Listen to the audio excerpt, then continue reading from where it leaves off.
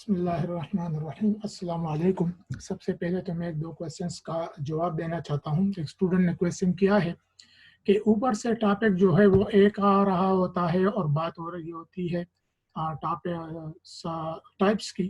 तो अगर हम यहाँ पे देखें तो हमारा जो मेन टॉपिक है वो है हाउ नेटवर्क आर स्ट्रक्चर्स। एक नेटवर्क किस तरह बनता है, उसकी साख्त, उसकी स्ट्रक्चर बनावट कैसी होती है। तो नेटवर्क तो होते हैं लेकिन उसमें टाइप्स बहुत सारे होते हैं, एक किस्म का होता नहीं है।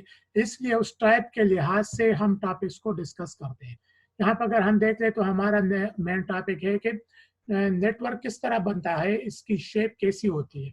टॉपिक तो मेन टॉपिक या मेन हेडिंग तो ये चल रही है, लेकिन उसके साथ हमारे पास जो पहला स्ट्रक्चर है वो सर्वर बेस्ड नेटवर्क है।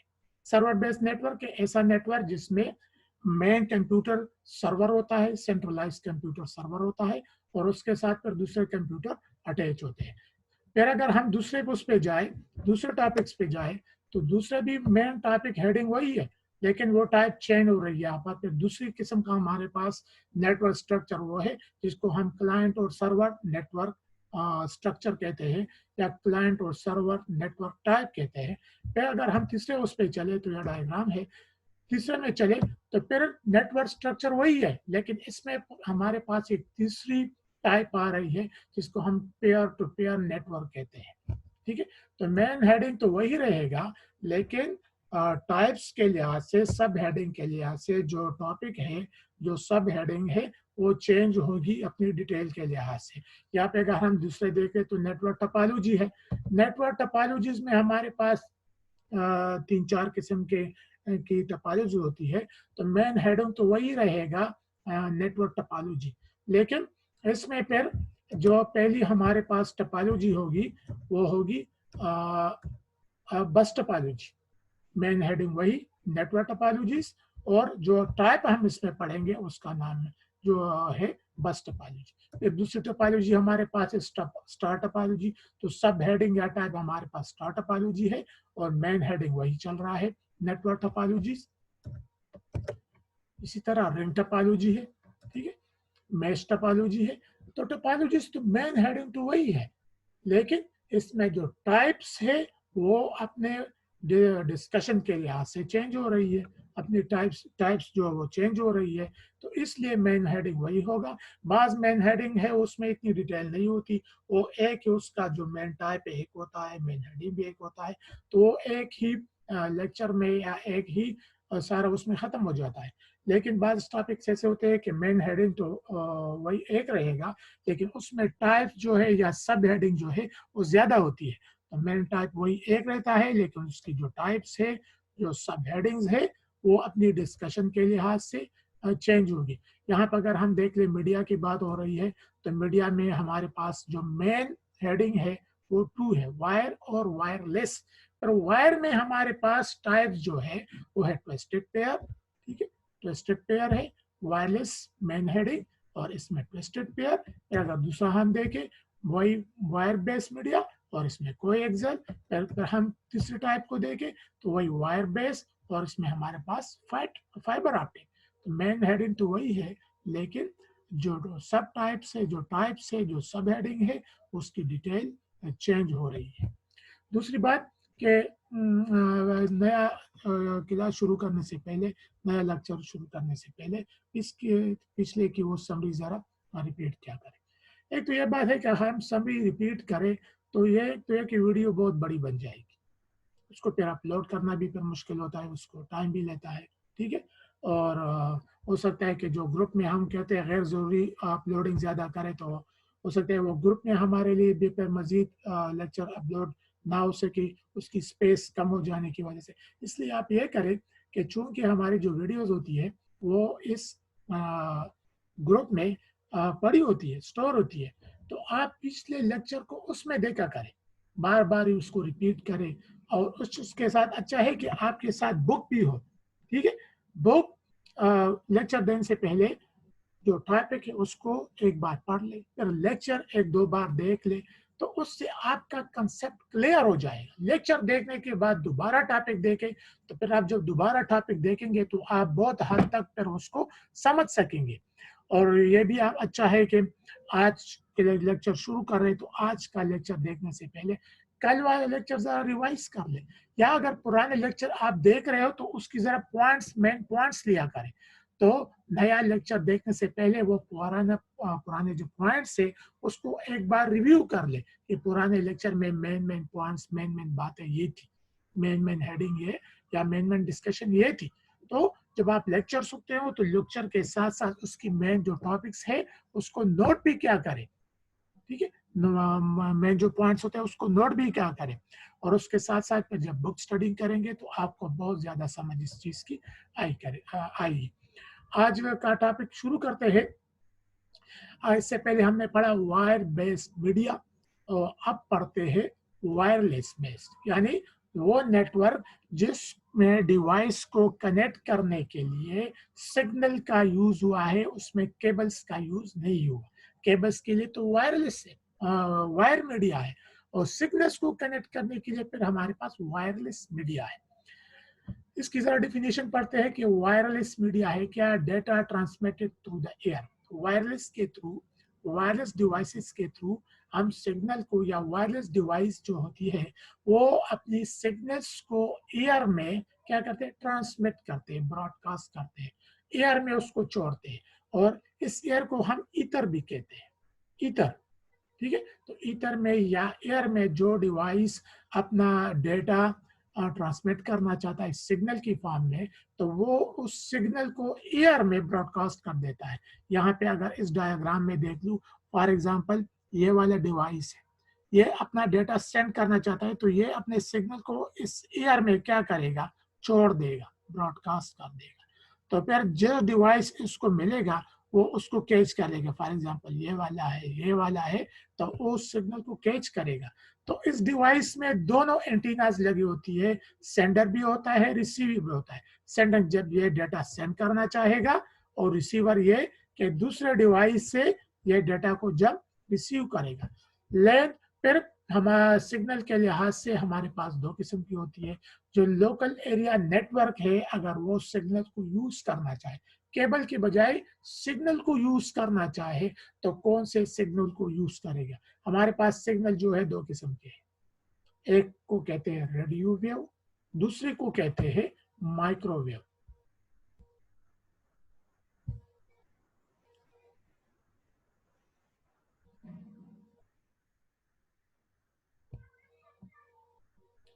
एक का नाम है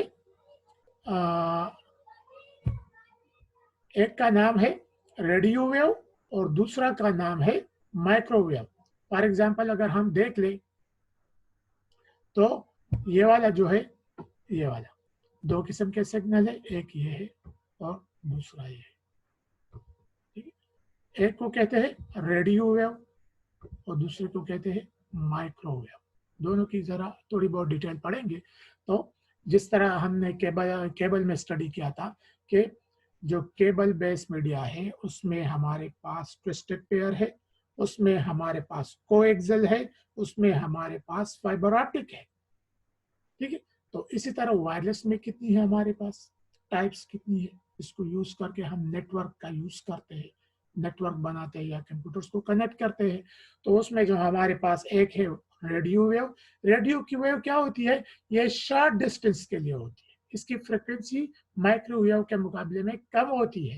ये कहाँ पे यूज करते हैं, लेंस में यूज करते हैं, वहां पे यूज करते हैं जहाँ पे हमारा जो नेटवर्क है वो बहुत ज्यादा उसी एरिया में नहीं होता, एक बिल्डिंग में होता है, एक कमरे में होता है। तो वहां पे अगर हम वायरलेस मीडिया का यूज करना चाहे तो उसमें हम ऐसे डिवाइसेस यूज करते हैं जो रेडियो वेव्स को ब्रॉडकास्ट करते हो। और माइक्रोवेव कहाँ पे यूज करते हैं, माइक्रोवेव जो होती है वो ये लॉन्ग डिस्टेंस तक काम करते हैं, इसकी फ्रिक्वेंसी ज्यादा होती है। फॉर एग्जाम्पल इंटरनेट के लिए अगर यूज करना चाहे तो हम इसको यूज कर सकते हैं, ठीक है। तो अगर हमारा नेटवर्क ऐसा है जो बहुत वसी है, एक शहर में नेटवर्क है, एक मुल्क में नेटवर्क है, तो ऐसे नेटवर्क के लिए अगर हम वायरलेस मीडिया को यूज करना चाहे तो हम माइक्रोवेव सिग्नल्स को यूज करेंगे। और अगर हमारा नेटवर्क है वो बहुत ज्यादा वसी एरिया में नहीं है, बिल्डिंग में है, स्कूल में है, कॉलेज में है, एक कमरे में है, तो उसके लिए चूंकि यहाँ पे हमें ज्यादा बहुत ज्यादा ज़्यादा फ्रिक्वेंसी वाली सिग्नल की ज़रूरत नहीं होती, तो फिर उस सूरत में हम रेडियो वेव्स को यूज़ करते हैं। हम कह सकते हैं कि जो हम ये रिमोट का यूज़ करते हैं मल्टीमीडिया के साथ, टीवी के साथ, तो हम कह सकते हैं कि इसमें जो सिग्नल काम कर रही है, ये किसकी है? ये रेडियो वेव की है। अगर हम टीवी का यूज़ करते हैं, सैटेलाइट टीवी का, डिश का यूज़ करते हैं या मोबाइल का यूज़ करते हैं, ठीक है? तो हम फिर उसमें कहते हैं कि उसमें जिन सिग्नल का यूज़ होता है, उसमें फिर माइक्रोवेव का है। Easy to set up. ये जो सिग्नल वाला सिस्टम है, वायरलेस मीडिया आसानी से बन जाता है।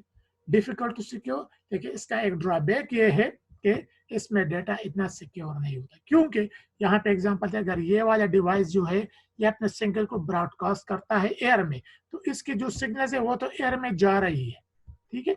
अब फॉर एग्ज़ाम्पल इसने ये सिग्नल इसके लिए भेजी है, तो ये ज़रूरी नहीं कि ये वाला जो डिवाइस दरमियान में है, ये इसको कैच नहीं करेगा। इसके पास, इस डिवाइस के पास भी सेंडर और रिसीवर है, इसके पास भी सेंडिंग और रिसीवर एंटीना है, इसके पास भी है, इसके पास भी। जब ये सिग्नल ऐसी जाएगी, दरमियान में एक दूसरा डिवाइस आ जाएगा, तो इसका जो रिसीवर एंटीना है, वो इस सिग्नल्स को कैच कर लेगा। तो हो सकता है कि इनके पास ऐसे डिवाइस लगे हुए हो कि इस डेटा को रीड कर ले और इस डेटा को अपने लिए भी यूज कर सके। तो इसलिए वायरलेस वाले सिस्टम में डेटा की सिक्योरिटी बनिस्बत केबल वाले नेटवर्क सिस्टम के कम होती है, ठीक है? आपने आप सब देखा होगा कि पुलिस वाली की जो मोबाइल्स होती है, अगर आपके पास वो जो चाइना वाले रेडियोज होते हैं और उसमें अक्सर ये एफएम के चैनल होते हैं, तो उस एफएम चैनल्स के थ्रू वो पुलिस की वायरलेस की आवाज़ भी या टेलीफोन की अक्सर आवाज़ भी क्या होती है, उसमें कैच हो रही होती है, क्योंकि वो सिग्नल के थ्रू एयर में जा रही होती है। और आपका जो रेडियो है, रेडियो वो उसको कैच कर लेते हैं, तो बाज़ दफ़ा आप उसकी आवाज़ सुन भी लेते हो, ठीक है? तो जो वायरलेस मीडिया के थ्रू जो कम्युनिकेशन है, वो बहुत ज़्यादा सिक्योर नहीं होता, और जो केबल में होता है, वो सिक्योर होता है। इसलिए इसमें ये हो सकता है कि आपका डेटा किसी और के हाथ लगे, कोई और उसको, अगरचे इसमें फिर टेक्निक्स है कि डेटा को जब सिग्नल के थ्रू करे, सेंड करे, तो कैसे टेक्निक इस पे यूज़ करे कि अगर वो किसी के हाथ के लगे भी, तो लगने के बावजूद भी आपके डेटा को यूज़ या इसको रीड ना कर सके। फिर कुछ टेक्निक्स है, उसको फिर हम कहते हैं इनक्रिप्टिंग या डिक्रिप्टिंग टेक्निक्स, वो फिर अपनी नेटवर्क उसमें इंटरनेट के जो चैप्टर है, इंशाल्लाह फिर उसमें तो उसको पढ़ेंगे। ये हमारे पास सिग्नल है रेडियो वेव के, ये क्या डिवाइस है या एंटीना है, ये अपनी सिग्नल्स को ब्रॉडकास्ट कर रहा है, इसको टीवी भी वो कर रहा है और इसको ये रेडियो वो कैच कर रहा है। तो आपने अक्सर सिटी में देखा, पेशावर में भी आपने देखा होगा कि रेडियो के पास अपनी एक एंटीना लगी होती है, ठीक है? ये जो है फिरदौस के साथ जो नज़दीक वही उसका जो रेडियो स्टेशन है, उसमें अपनी वो रेडियोस को कनेक्ट और ब्रॉडकास्ट करने के लिए डिवाइसेस लगी हुई है।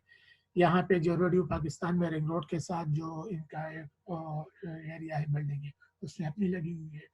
तो शॉर्ट शॉर्ट डिस्टेंस पे उन्होंने बूस्टर लगाए होते हैं, वो बूस्टर एक से दूसरे को ये रेडियो वेव भेजते हैं, दूसरे से तीसरे को भेजते हैं, और उस बूस्टर के एरिया में जितने भी डिवाइसेस होती है, तो वो बूस्टर से ब्रॉडकास्ट होने वाले सिग्नल को वो डिवाइसेस जो है वो कैच करते हैं और फिर अपने तरीके से उसको वो यूज करते हैं। दूसरा रेडियो रेडियो वेव वाले सिग्नल ये है कि एंटीना है, एक सेंड कर रहा है, दूसरा उसको रिसीव कर रहा है। ये वाला जो डिवाइस है, ये रेडियो वेव सिग्नल को ट्रांसमिट कर रहा है। इसके साथ नज़दीकी एरिया में एक दूसरा डिवाइस है जिसके साथ रिसीवर लगा हुआ है और वो उस सिग्नल को कैच कर रहा है। तो इस तरीके से रेडियो वेव के थ्रू ये दोनों डिवाइस जो है, ये आपस में अपनी कम्युनिकेशन कर रहे हैं। और माइक्रोवेव का ये है, अगर हम देख लें तो माइक्रोवेव का तो एक तो ये होना चाहिए कि जो डिवाइस माइक्रोवेव के लगे होते हैं वो एक दूसरे के सीध में लगे हो, ठीक है? बाज़ दफ़ा ऐसे भी होते हैं कि डिवाइस लगे होते हैं, उसके दरमियान कोई बिल्डिंग होती है, कोई पहाड़ होता है, तो फिर कम्युनिकेशन में हमें क्या होती है, प्रॉब्लम आती है। आपने अक्सर देखा होगा कि आपके पास मोबाइल है, आप किसी बेसमेंट में चले जाते हो, तो फिर वहाँ पे सिग्नल्स का मसला होता है। क्यों होता है? क्या वहाँ पे जो सिग्नल है, वो आपके मोबाइल तक पहुँचने में उसको रुकावट होती है। उसके रास्ते में क्या होती है, बिल्डिंगें आ रही होती है, उस बिल्डिंग की वजह से वो सिग्नल पूरी तरह आपके डिवाइस तक नहीं पहुंच पा रही होती। अगर आप ओपन एरिया में खड़े हो तो फिर आपके मोबाइल की तरफ जो सिग्नल है वो क्लियर आते हैं। ठीक है, तो ये हमारे पास अगर यहाँ पे देख ले तो एक मेन डिवाइस है, मेन माइक्रोवेव है। ये अपने सिग्नल को क्या है, ब्रॉडकास्ट कर रहा है। साइड पे उसकी सीध में कहीं दूर, ये 2 मील में भी हो सकता है, 5 मील में भी हो सकता है, कि यहाँ पे भी एक स्टेशन लगा हुआ है, उन्होंने अपना बूस्टर लगाया है, यहाँ पे भी एक स्टेशन लगा है, और दोनों स्टेशन तक, दोनों बूस्टर तक ये वाला बूस्टर जो है ये अपनी कम्युनिकेशन, अपने सिग्नल पहुंचा रहे हैं। और सैटेलाइट की बात करते हैं तो एयर में सैटेलाइट है, एक तरफ से जमीन से जो चैनल है वो अपनी कम्युनिकेशन को सैटेलाइट की तरफ भेजता है। सैटेलाइट को ले, उस कम्युनिकेशन को लेके, उस सिग्नल्स को लेके फिर दूसरी एंड पे वो फिर जमीन की तरफ उसको ब्रॉडकास्ट करता है। तो एक तरफ से जमीन से वो सिग्नल्स को रिसीव कर रहा है सैटेलाइट, दूसरी तरफ से जो ये सैटेलाइट है ये जमीन पे उस सिग्नल्स को सेंड कर रहा है। और सैटेलाइट्स की जो कम्युनिकेशन होती है इसकी जो फ्रीक्वेंसी बहुत ज़्यादा होती है, बहुत उसी एरिया में होती है। दूसरी ये है कि इसमें जो ये रुकावट की बात है तो वो सैटेलाइट की कम्युनिकेशन में इतनी ज़्यादा नहीं होती। हो सकता है कि पाकिस्तान में यहाँ पे अगर हम मोबाइल यूज़ करना चाहे जो हम बूस्टर वाला करता है तो उसमें कम्युनिकेशन में बेसमेंट में या पहाड़ी इलाकों में प्रॉब्लम आए। लेकिन अगर आप ऐसा मोबाइल यूज कर रहे हो, फॉर एग्जांपल एक कंपनी है तुराया, तुराया क्या करती है, ये सैटेलाइट कम्युनिकेशन को यूज करती है।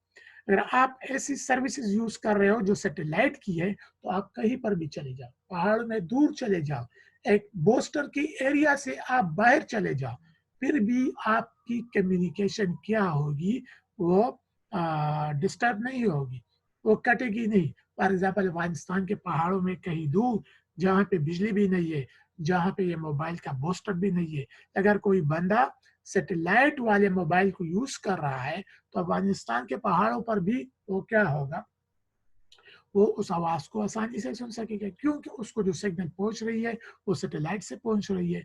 और सैटेलाइट्स के लिए दुनिया में कहीं भी कोई वो रुकावट नहीं है। सैटेलाइट अपने कम्युनिकेशन को हर जगह पे पहुंचा सकती है। हाँ, ये बात है कि इस किस्म की कम्युनिकेशन को या इस किस्म की कनेक्शन को लेने के लिए अपना एक लीगल प्रोसीजर होता है। गवर्नमेंट के पास आपको रजिस्टर होने पड़ेगा और उससे आपको इजाज़त लेनी होगी, फिर आप उन कम्युनिकेशन को, उन आलात को, उन डिवाइसेस को यूज कर सकते। नेक्स्ट पे आते हैं नेटवर्क लिंकिंग डिवाइस। नेटवर्क में हमने पढ़ा कि नेटवर्क क्या है। नेटवर्क डिवाइसेस को आपस में कनेक्ट करने का नाम, कंप्यूटर्स को, डिवाइस को आपस में कनेक्ट करने का नाम क्या है, नेटवर्क है।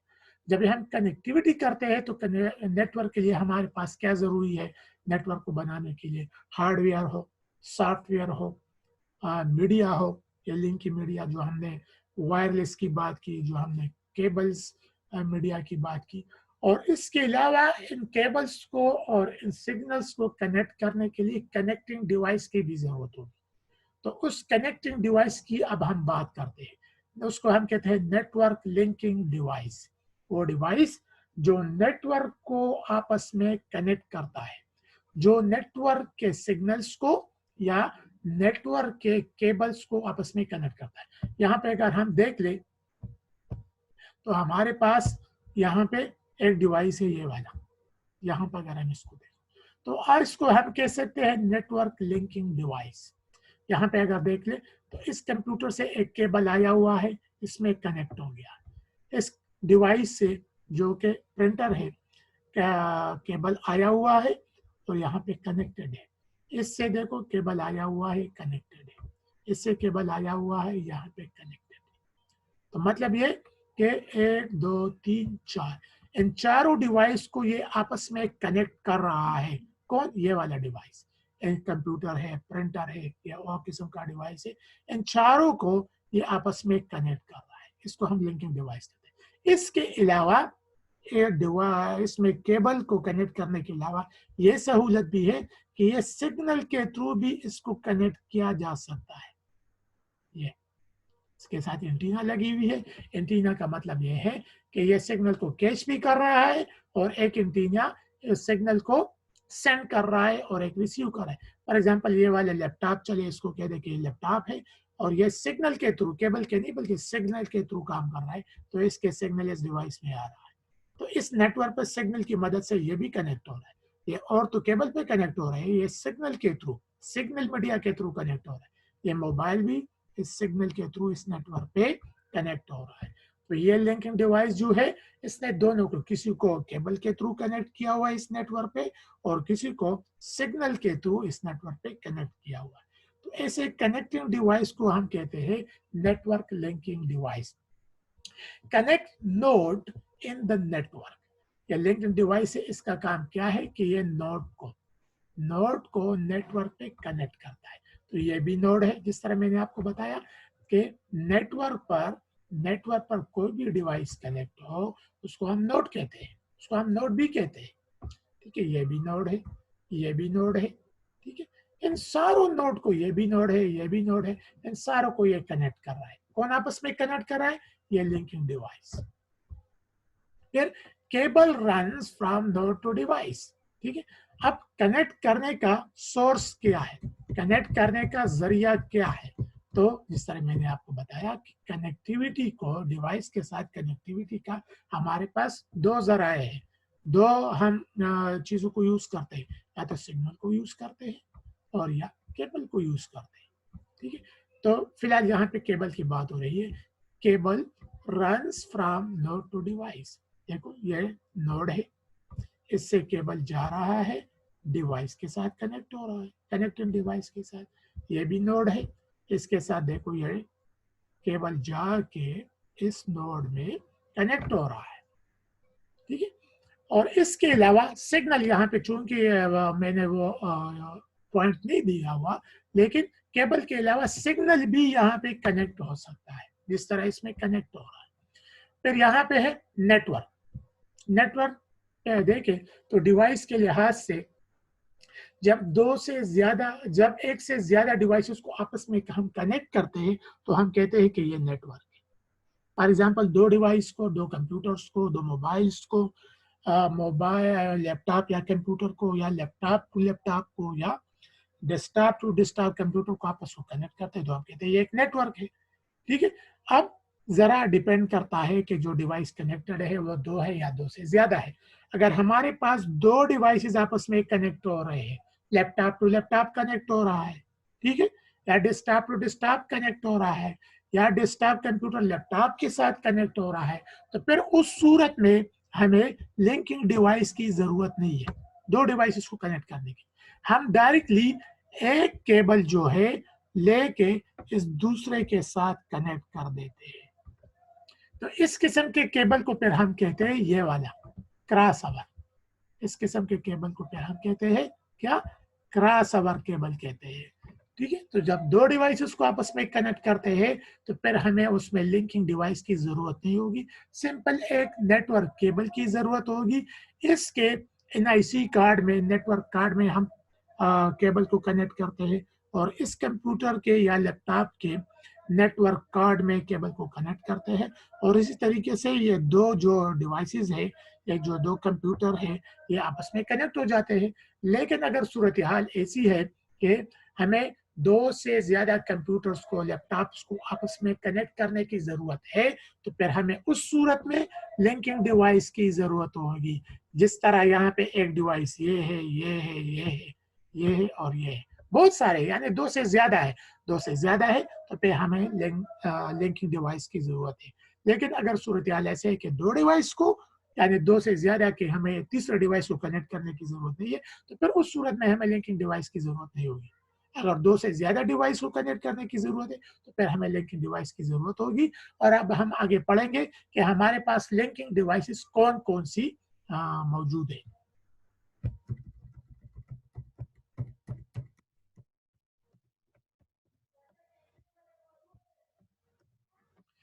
ये जो हमारे पास पहला लिंकिंग डिवाइस है उसको हम कहते हैं नेटवर्क इंटरफेस कार्ड, ये वाला। इसको एनआईसी कार्ड भी कहते हैं, इसको नेटवर्क एडाप्टर भी कहते हैं, इसको नेटवर्क कार्ड भी कहते हैं। फिर मैं रिपीट करता हूँ, इसको NIC कार्ड भी कहते हैं, इसको नेटवर्क कार्ड भी कहते हैं, इसको नेटवर्क एडाप्टर भी कहते हैं। ये कहाँ पे लगा होता है? ये कंप्यूटर के लैपटॉप के साइड पे लगा होता है। लैपटॉप पे जहाँ पे हम ये USB लगाते हैं, तो अक्सर USB पोर्ट के साथ ये किसी के लेफ्ट साइड पे और किसी लैपटॉप के राइट साइड पे ये नेटवर्क कार्ड भी होता है। USB पोर्ट से जरा से ये बड़ा होता है और अक्सर USB पोर्ट के नजदीक लगा होता है। डेस्कटॉप कंप्यूटर में बेस में यहाँ पे ये होता है, ये वाला देख लें, ठीक है। ये वाला जो कनेक्शन है ये किसका है? ये NIC कार्ड का है। और NIC कार्ड इस तरह होता है, इसका जो पूरा पोर्शन है ये कंप्यूटर के अंदर होता है और ये वाला पोर्शन जो है ये कनेक्टर, ये पोर्ट, इसको पोर्ट कहते हैं। ये पोर्ट यहाँ पे देखो बाहर यहाँ पे लगा हुआ है, ठीक है। और हम ये नेटवर्क ये वाला जो केबल होता है, ये केबल, ठीक है, ये केबल हम इसमें लगाते हैं। केबल का एक एंड इसमें लगाते हैं, इस केबल का दूसरा एंड जो है वो किसी नेटवर्क लिंकिंग डिवाइस में लगाते हैं। अगर हमने दो कंप्यूटर आपस में कनेक्ट करने हो तो दूसरे कंप्यूटर में भी इसी तरह नेटवर्क कार्ड होगा, तो इस केबल का जो दूसरा एंड है वो फिर उस कंप्यूटर के इस एरिया में लगाते हैं, तो इस तरह नेटवर्क आपस में बन जाता है। तो यहाँ पे जो हमारे पास पहला नेटवर्क लिंकिंग डिवाइस है उसको हम नेटवर्क एडाप्टर भी कहते हैं, नेटवर्क कार्ड भी कहते हैं, NIC कार्ड भी कहते हैं। इसका काम क्या है? Connect node to the media. इसका काम ये है कि ये नोड यानी कंप्यूटर को केबल के साथ, मीडिया का मतलब केबल के साथ कनेक्ट करता है। जिस तरह इसमें है कि ये केबल, ये मीडिया जो है, ये मीडिया जो है ये कनेक्ट होता है इस कार्ड में। इसका मतलब है कि ये जो नोड है, ये कंप्यूटर जो है, इस कंप्यूटर में ये NIC कार्ड लगा हुआ है। ये NIC कार्ड जो है ये इस केबल के साथ कनेक्ट होता है। तो ये NIC कार्ड क्या करता है? ये एक किस्म का ब्रिज है, ये एक किस्म का कम्युनिकेटर है, मिलाने वाला है। किसको? इस नोड को इस कंप्यूटर के साथ। किसके साथ मिलाने वाला है? इस